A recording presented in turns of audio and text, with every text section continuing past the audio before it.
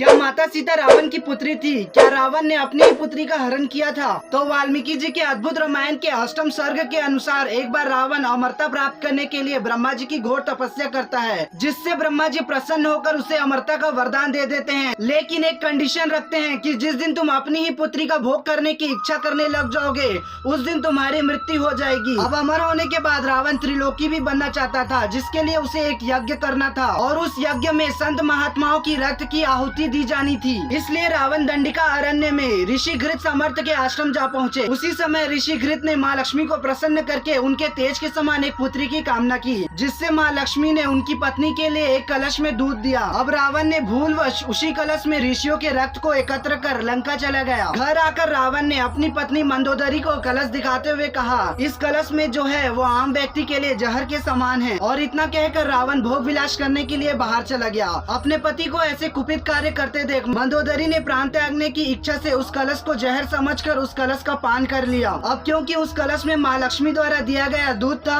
इसलिए मंदोदरी शीघ्र ही गर्भवती हो गई। और लोग लाज के शर्म से बचने के लिए मंदोदरी ने कोक क्षेत्र में जाकर अपना गर्भपात करा दिया तथा उस शिशु को जमीन में गाड़ दिया। कुछ समय बाद उसी जगह पर महाराज जनक ने यज्ञ किया और जब वो सोने के हल से यज्ञ भूमि को खोद रहे थे, तब उन्हें माता सीता बाल स्वरूप में प्राप्त हुई। अब क्योंकि मंदोदरी ने ही माता सीता को जन्म दिया था, इसलिए एक तरफ से माता सीता रावण की पुत्री हुई। लेकिन इस बात से रावण अनजान था और आगे चलकर रावण ने माता सीता का हरण किया। इसी कारण उसकी मृत्यु हुई। जय श्री राम।